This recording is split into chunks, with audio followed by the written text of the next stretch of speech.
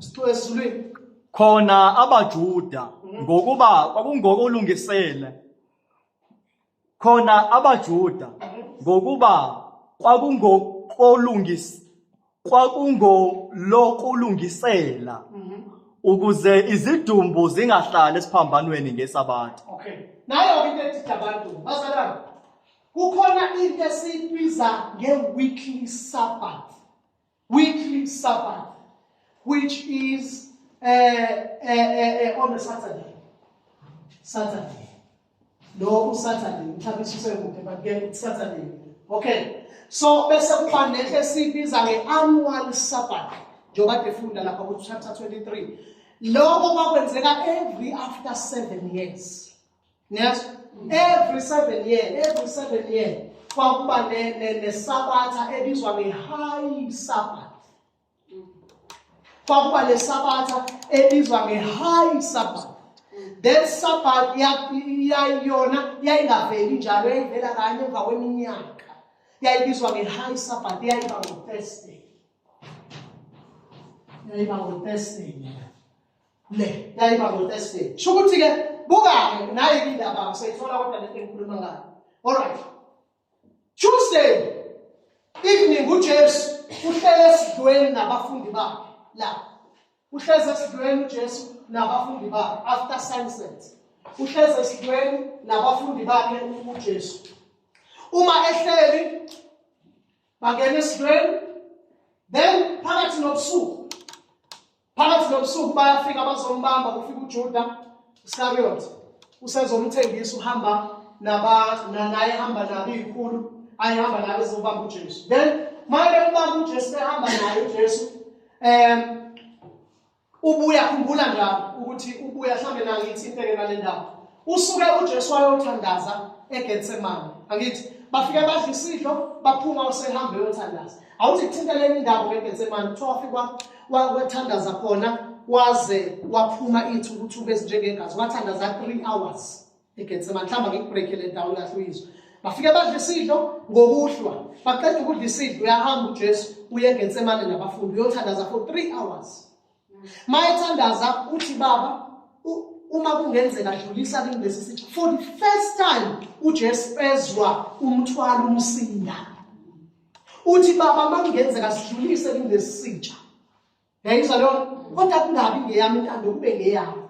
Wabuya wabafuma unabelela abafundi. Wathi bengelilinde nami ihora libe linye na. Waphinde wabuya for uthandaza. Lithi wahamba indawo ngangokhonzwa wethu wafika wathandaza. Lithi waphinde eshona lawo mazwi. Wabuya futhi wafika hayi basalele. Uthe bese phinda okwesithathu seyothandaza. Elinye hour njalo. Mase sethandaza i-hour lesithathu. Kuthiwa ithukuthuku zakhe zaba njengamaconsi egazi. Angichazi thisho ukuthini lo.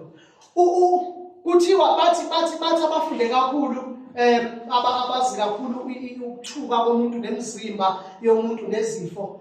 Kuthiwa uJesu into eyadala kulida igazi akukho inhlobo yokwesaba ngayizwanga letime eseGetsemane. Okwesibili ayikho inhlobo yobuhlungu akabuzwanga ayabona. Ingakho ethi abuhlungu lesisitsha. So ayikho inhlobo yobuhlungu angeyizwanga. Okugcina ayikho inhlobo yesifo engangenanga kuyena. Angayithestanga. Nje uthi kokugcina baba umuthanda. Uthi umuthanda. Ukusidlulisa lesitsha ngingasiphuzanga abazi ngingasithestanga. Uthi kodwa mayenzeke intando yakho. Kuthiwa juluka into enjengegazi. Kuthiwa ke makungenzeka umuntu ophilayo ifinyele kuthiwa ngafa same time because masujulukile ubuhlungu osukubuzwa ngaphakathi enhlizweni. Uyabona ubuhlungu kubuzwe wena ufele kodwa awusozwa juluka ithuku zegazi. Wayizwa uJesu le for 3 hours ethandaza. Then mangabe kuza u12 bafika uJuda bafika yambamba ufika uyamhaka uthi awumngani uyayidayisa ngempela indodana yomuntu ngokuyanga na. Fika uyayanga bayambamba ke siyayazi indaba. Mabembanga ke yaqala ke i-crucifixion. Waqala uJesu waya ke manje bamthatha ebusuku bamabisa siyamazi yabo Pilato befika hayi ngomuntu uthe ngezi izandla zasiyazi leyo ndaba. Kuthiwa ke kodwa ke base bemthatha uJesu bamisa ke manje endaweni yokushawa. Noma endaweni yokushawa. Ake ngikukhulumele lento ngifanele kusele yona. Lento ababemshaya ngayo asibambe futhi leyo ukuze singadukiswa abantu badukisa kakhulu. Khona umbuso waseRome bese kuba khona amaJuda. AmaJuda ayinendlela aphanisha ngayo.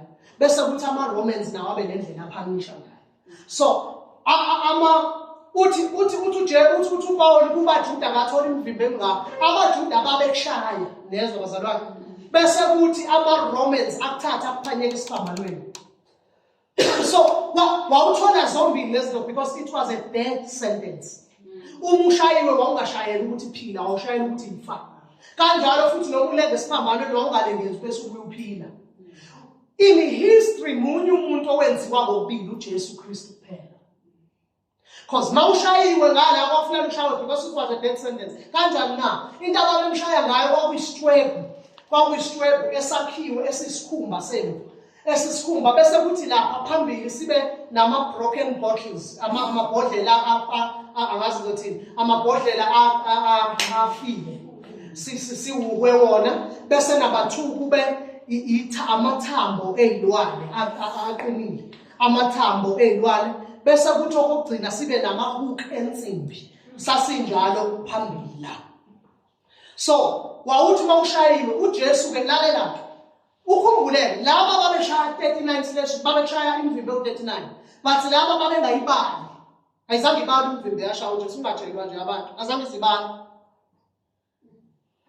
Then mabekushaya leza zinto masingena enyameni zazikhipha inyama. So ngale kathi bemshaya uJesu ebusuku makwenzekile yangena ehlweni yayiphuma nalihlo. Makwenzekile yangena ubambweni yayiphuma nalo. That is why that is why besebenzisa igama eli serious kakhulu chapter 52 kaka Isaiah. Ngicela ufundele manje asiphuthume siyibheke lento chapter 52 ka Isaiah. Ngifuna nje siyibheke lento siyibone ukuthi yayi serious kangakanani. Ngicela ufundele uverse number Isaiah chapter 52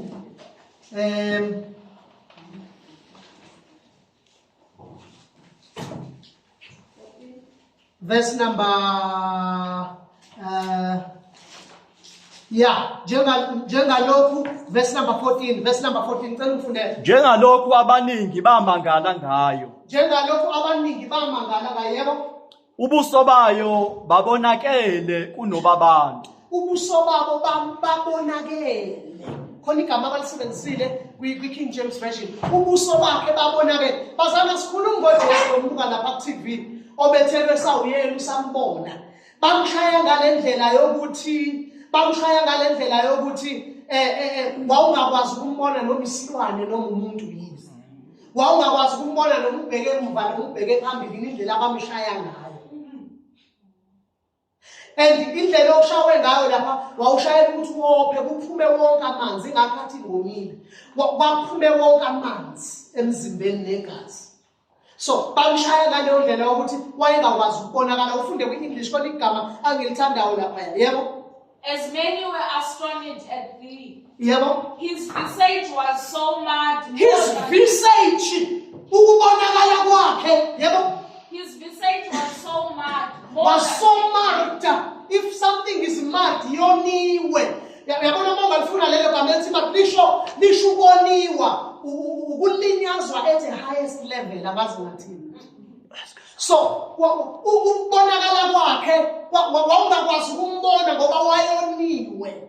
Asikhonzi nje uNkulunkulu ngibone bedlala noma beshamazwe esikhombisa ukusukumela yonke into ende lishayisana engazange kwangeve kudlala wakhuluma lawa mazwi elimele onakele equle ihlazo phambi kwabantu bemlimazile amathamba lelithambe lalingavelile emhlane wakho ngoba uqala kwakho ukushawa umhlane mase bebona umhlane usuwonakele. Uthi uIsaiah chapter 53 yayingenasimo nabuhlu kuba siluke. Yayingenasi isimo, yayingekho indlela ongambuka ngayo. Wawungamphika bawufika ukuthi uyena. Babebonile, bemlimaza ngento enamabhodlela namathambo nezinsimbi. Bemhushu ngakho ethi uIsaiah umhlane wakhe wawulinyiwe. Can you understand indaba yokulima ukuthi usukudabula ungenandaba futhi. So, ngakho ethi uIsaiah umhlane wakhe wawulinyiwe. Oh, Nkosi yami. Okay, Isaiah 53 lokho lokho bathi asuyeke. All right. Then bamshaya uJesu. Bamshaya ke kwase kuthi ekuseni. Bamthatha ke bamisa baqeda ukumisa base bemisa esiphambanweni. UJesu ubanike esiphambanweni uba ngoWednesday.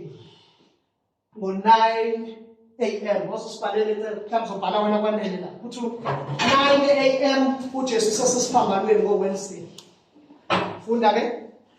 Ngifuna ufundele because sikhumbule sorry. Yeah, Friday, ngicela ubhalele la Friday. All right. Nayo ke ihamba kanje bazalwane.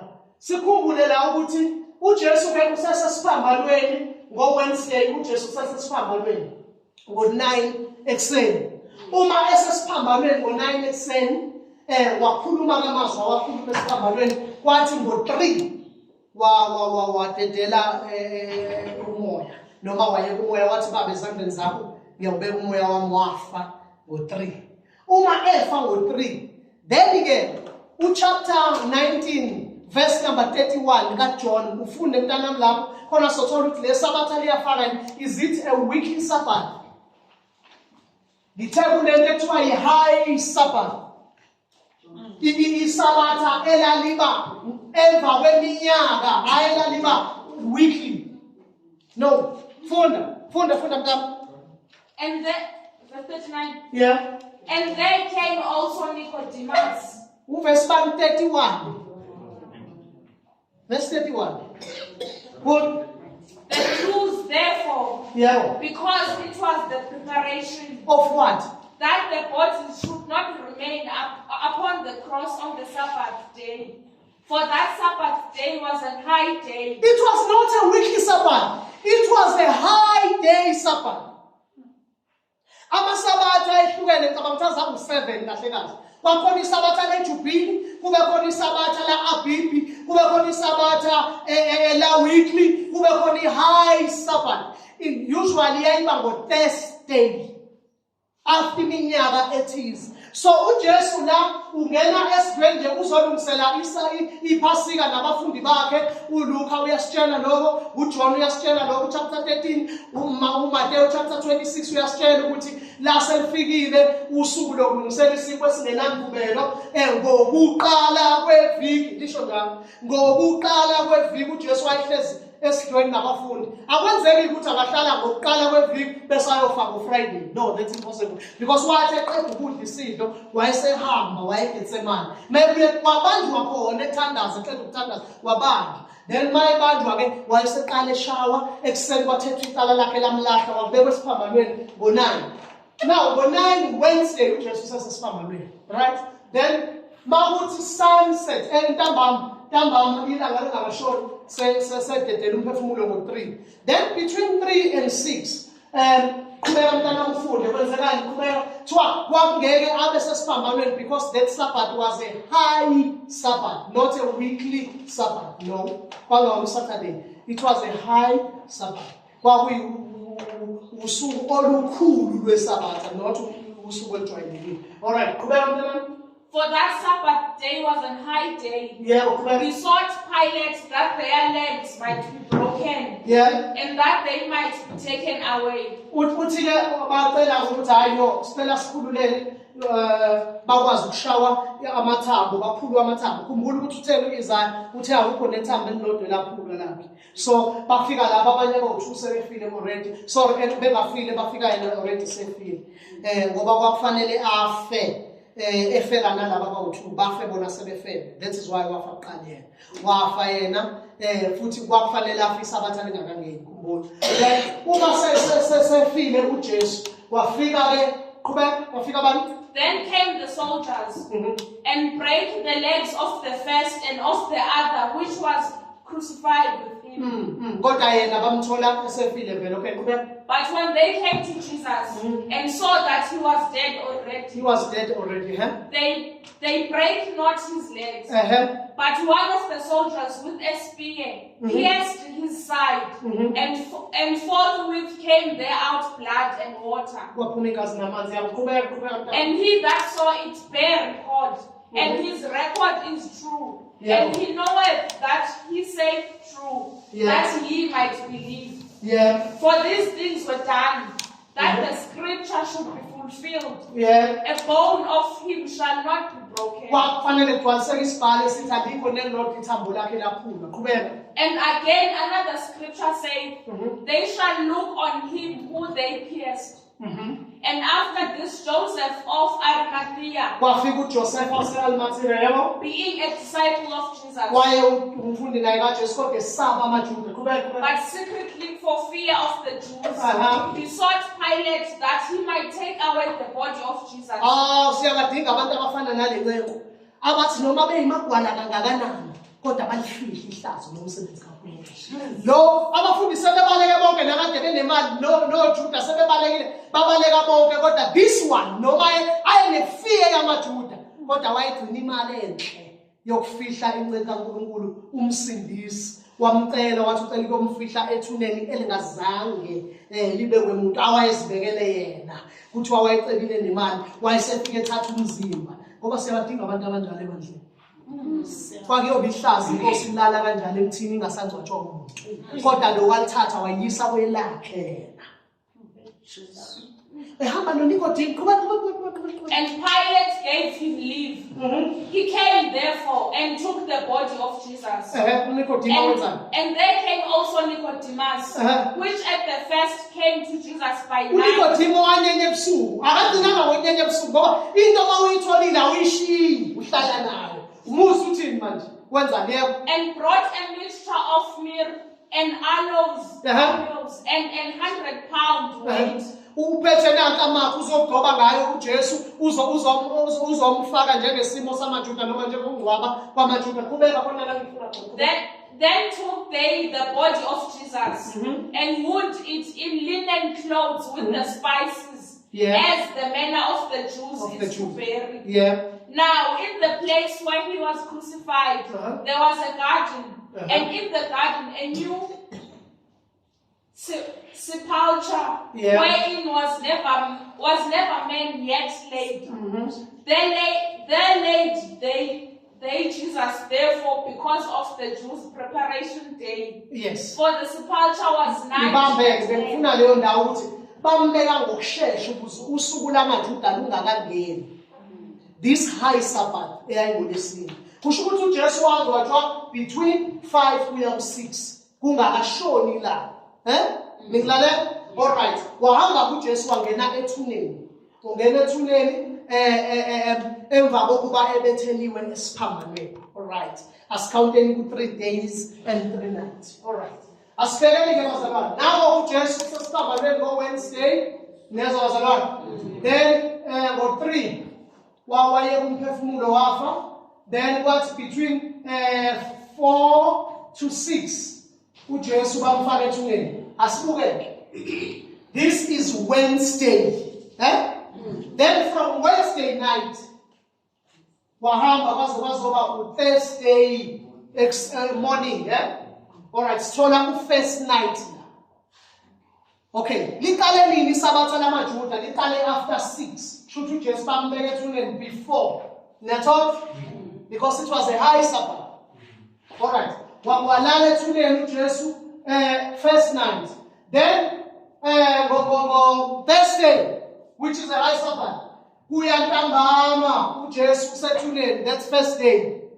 Ntambama ke masifika ntambama ke bazalwane ngobani? Ngo Thursday evening. Thursday evening to Friday morning. All right.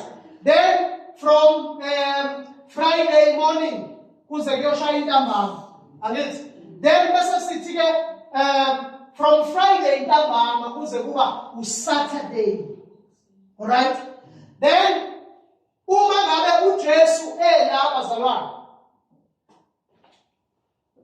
uJesu mayela then kwase kuba Saturday eksena lithi. Kuya Saturday ntambama wavuka uJesu.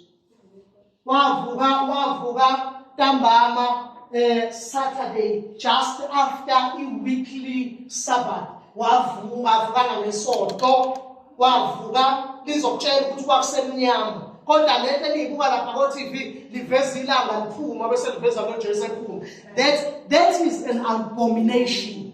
Ukuhlambalaza uThixo, isithixo saseRome selanga. Abafuna njalo ukufanisa indodana the sun SUN bafanise no SON babafanisa ukuthi bayalingana kwavela ilanga kwavela yena. That's nonsense. uJesu wavuka ntambama ngomgqibelo ngoba asubaleke ku3 days and 3 nights. Now the first night, now the second night, now the third night. Asibale day, now the first day, second day. Kwakufanele ngamsawulala umgqibelo ntambama ngoba kwakuyo 4 night. Wavuka uvukelani? Khumbula ukuthi uNkulunkulu uqala ntambama aphinde aphele kusasa ntambama sekubusuku. Wayihlonipha leyo order kaNkulunkulu uJesu. Wavuka Saturday night. Amen. Wavuka asiphinde futhi asipinde kana asipinde. Thabi sosi sobhala ukuthi ayiyabona ayiyayingeni. Yes. Boss sobhala namama knowledge. All right, bazalwane, ngithe uJesu uyafa ngolesithathu angithi Wednesday uyafa angithi nizwile bazalwane Wednesday uyafa angithi yes then Wednesday goes 6 balala 6 p.m. mhlawumbe la ngoba jwale kanjani bafuna lo p.m. 6 p.m. Wednesday kuze kube uThursday fa uThursday la ngazofaka uwena la Thursday la wona befuna ubhale la phezulu yes ngoba bawubhala la seku-night wawo ngicela ufake la okay faka la first pen yes all right then la bukanike bazalwane Wednesday night uya ku Thursday angithi siyavumelana ekuseni kwaseqala kimini yazi abantu ntambama kwathi ntambama kwaqala ubusuku besibili buqala nini buqala ngo Thursday night to Friday morning bhala thabisi.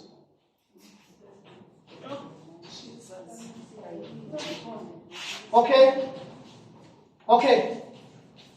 Yes, to Friday morning. Then what on Friday morning? Wakala usuku lesibili. Lusuka la Friday morning luze liyofika noon. Angithi siyavumelana. All right. Friday till noon. Okay, lana ke Friday evening till Friday evening or Friday noon is fine. All right. Then wasabuthi Friday ntambama waqala ubusuku sikhumbule uNkulunkulu uthe kwaba ukuhlwa kwaba ukusasho kwaba ukusa sibale kanjani ingakho nala siqale ngokwaba ukuhlwa kwaba ukusa usuku lokuqala kwaba ukuhlwa kwaba ukusa usuku lesibili kwaba ukuhlwa kwaba ukusa usuku lesithathu bala kanjani yes okay yes all right then was Saturday morning till Saturday evening you Sabbath again weekly Sabbath not person okay till Saturday evening all right then waba besawulala ku Saturday night ngoba sekuzoba 4 nights wavuka asibheke bethu wavuka Matthew chapter 28 verse 1 ufundeleni awusengibasike kangaka Nkosi yami asifunde right okay asifundeni kepha ekupheleni kwesabatha imali ke ngicela ukukhumula la ngoba sekuyashisa le mali sefaka ichaze laphelela imali bazalwane hello amen awuphinde nini kepha ekupheleni kwesabatha ngifuna ukunisiza imali bazalwane ichoka bisena okay imali ekupheleni kwesabatha ntambama imali nginisize babumani hamba nami babumani Friday night noma Friday evening kungenani babumani kungena isabatha lesonto weekly sabbath kuze kube uSaturday evening sithe uNkulunkulu uthi kwaba ukuhlwa kwaba ukusa kwaba ubusuku imali ngayo ilaleleni ngoba ngizodidisela phela ngizokuzama nokusa kwathi ngokuhla lokho kwakusuku oluphelele lona. So lalela ngithi-ke mina bazalwane,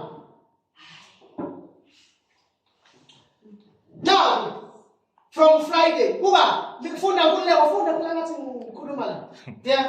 Kepha ekupheleni kwesabatha Imani bazalwane, ikuphi ekupheleni kwalo kusuka ngoba sishilo sathi lusuka ebusuku kusephinde kuhlwe. Angithi ngiyabo?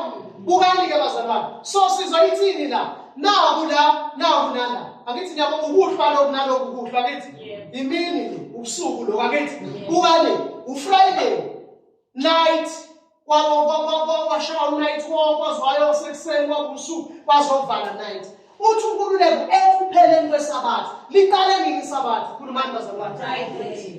Friday night. Friday evening or Saturday Friday night. Kuqala ini? Athi liphela nini futhi? Ngokuhlwa kwaSaturday. Yingakho ke uNkululeko ekupheleni kwesabatha. Akathi ekupheleni kosuku olulandela isabatha. No. Uthi uNkululeko ekupheleni kwalo liphela nini? Funda kule. kepha ekupheleni kwesabatha ngovivi Ngovivi, imali uvivi luphi? Yilolele lasekuseni ngo-6 noma uvivi nawo. Uvivi phela ilona. Ngoba ilona oluseduze kakhulu nokuphela kwalo. Ama-hour okuqala kusho ukuthi baligcine ngo-6 p.m. kusho ukuthi ngo-7 uvivi. Jesus. Kusasa ngesixhosa. Angithi ngisho kahle. Kusasa kusho ukuthi kungakasi kusasa kusuka ehlweni sekuqala ukusa. uNkulunkulu ngokuqala kwakhe ukuhla ukusa kuqala la. Kuthi uvela ilanga kusuka kade kuqalile.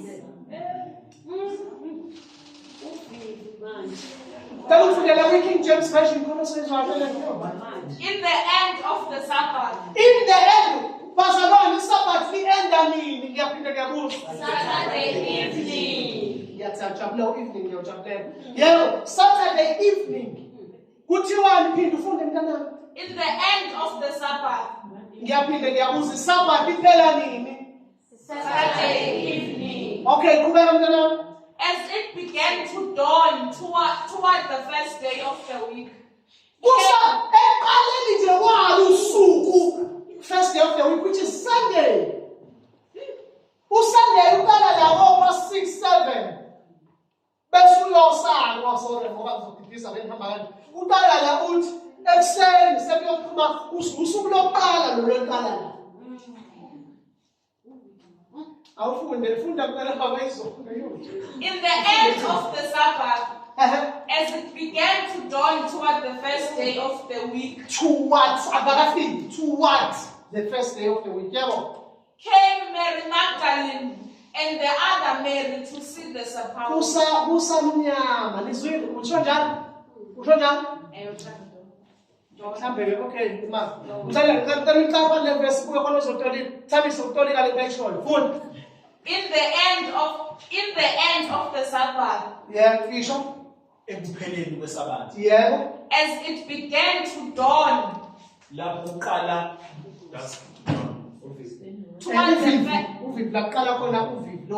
toward the first day of the week. Yebo. Akakasi. uJesu avukanga sekusile. Ngithi lento libuka kwi-move yokuthi wavuka Sunday morning. Still sahamba no worship of the sun.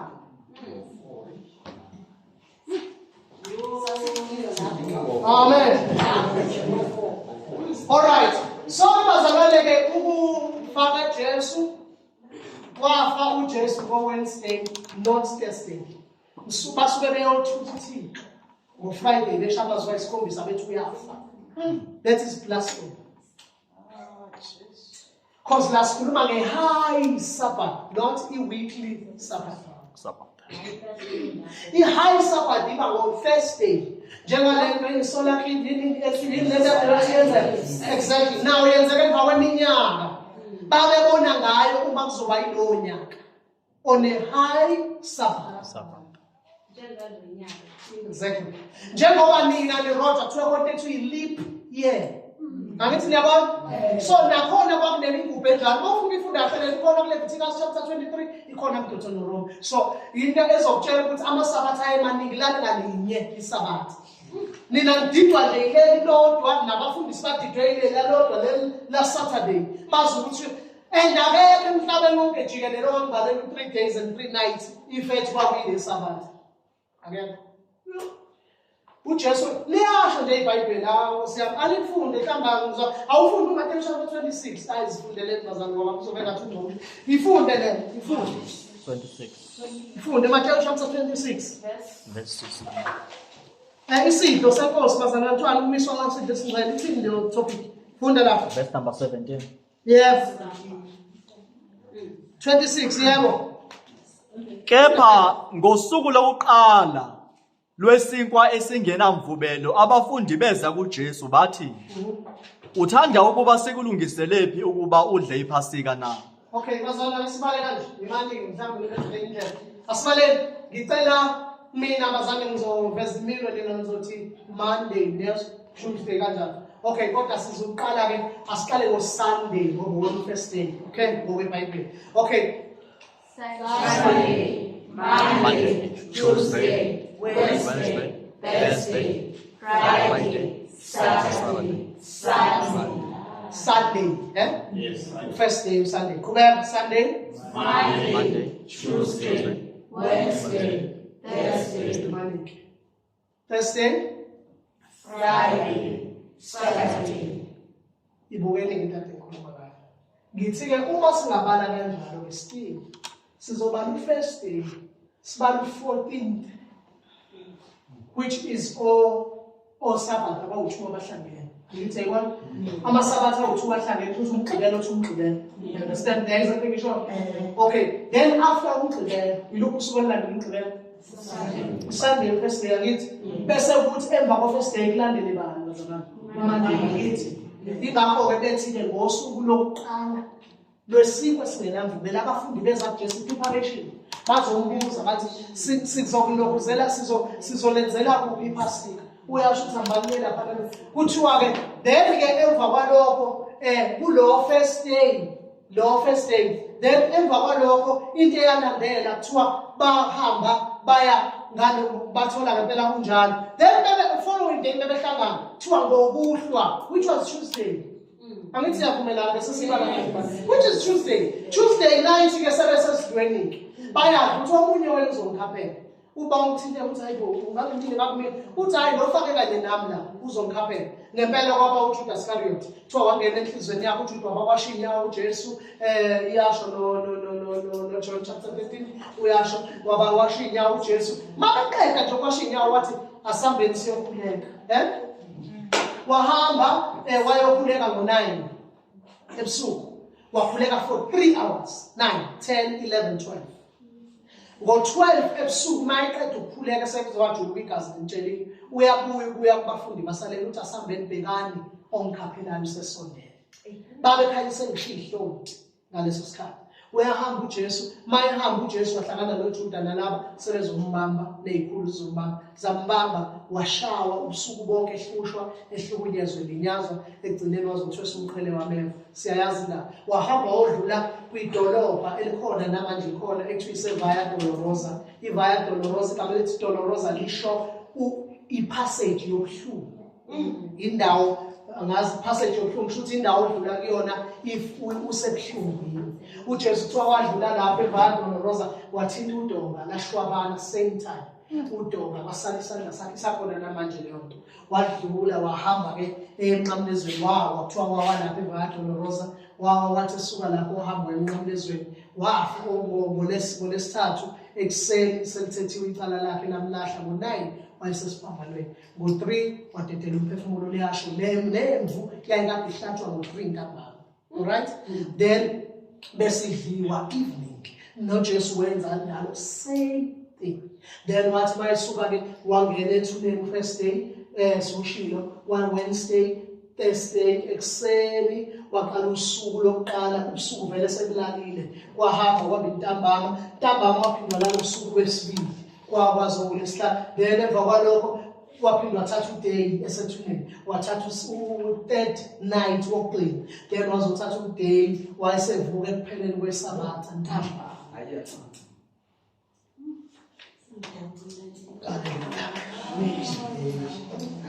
uNkulunkulu makabusise ukufunda kwezwi lakhe. Nginombuzo-ke bazalwane othi, amen. Nombuzo othi kanti besenzani all these years noma senzani kahle kahle. Sazoqhubeka uyodlala nangozayo. Uthi esabathe, uthi ephasikeni. Phasiko elingachiliwe lingaziwe ukuthi kuphi. Ngantshela ngathi if ufuna ukufunda into zikaNkulunkulu read King James Version. King James isho iyakutshela ukuthi hayi Sabbath. La bantu abayikhuluma hayi Sabbath. Bathethe ukuthi was a Sabbath. Because bafuna ukuqhuba leya agenda ya Hezekiah chapter 16 uzifundele ekhaya. uHezekiah chapter 16 uthi uyatshela uHezekiah utshela uNkulunkulu Hezekiah hamba ubabheke ukuthi benzani ethempelini, ithempeli lakhe uSolomon. Wahamba wababheka, kuthiwa hamba ubabheke izinto abazenzayo. Njo wabafika bebheke ilanga, bekhonza ilanga, bekhonza uNkulunkulu. Wabafika bebheke isithixo selanga, Sunday. Ingakho le gama lithi Sunday amagama u2. It's sun last day. Isithixo selanga, khonza kwelanga. So uma kuthiwa Sunday it means isithixo selanga. But ke zonke izinsuku zakhiwe noma zonke izinsuku zibizwe ngezithixo ke. No Monday, it's moon day, Monday. It's moon day, Monday. So, kuze kuyofika no Saturday, which is Saturn's day. So, it was Saturday. So, insuku vele ziqanjwe ngoBabylonian god zonke. It's fine enough. But yes, sizalana. Then we get 9:59 on. Uma uJesu wavuka ke ungena first day of the week. That is why abafundi bakhe basebehlangana njalo first day of the week till March. So awudukile. Yeah. Okay. Amen. Siyabonga uNkulunkulu kakhulu egameni likaJesu. Injalo nje bazalwana sigoduke naye nje but azi namhlanje uJesu afanga ngoLwesihlanu amanga la. Awuveli 2-3 days and 3 nights akafanga ngoLwesihlanu, afanga ngisho nangoLwesine. uJesu ufike ngoLwesithathu. Amen. Hallelujah. Siyabonga ukuthi singathatha imibuzo khona. Fundisa. Ngizobuza mfundisi njengoba kunama-Bible school kunama-theologian baze basho bathi esikoleni ayikho nje i-Bible school. No, akuyona yonke into ethola eBible school. Ama-Bible schools ahlukene bazalwane. Khona iBible school efundisa ngento okay. Bonke bafundiswa into but iBible school bazalwane ihlukene. Khona iBible school efundisa ngehistory. Ngakutshela ngathi iBhayibheli li consist of history, li poetic bese liba prophetic. So khona umuntu othi mebuya eBible school abe good in history, in understanding the history of the Bible. But inkinga yabo bagcine bephume eBhayibhelini bayifundele incwadi. Zigcine zibadusa because incwadi ebhalwe umuntu nento ebhalwe uThixo ayifani.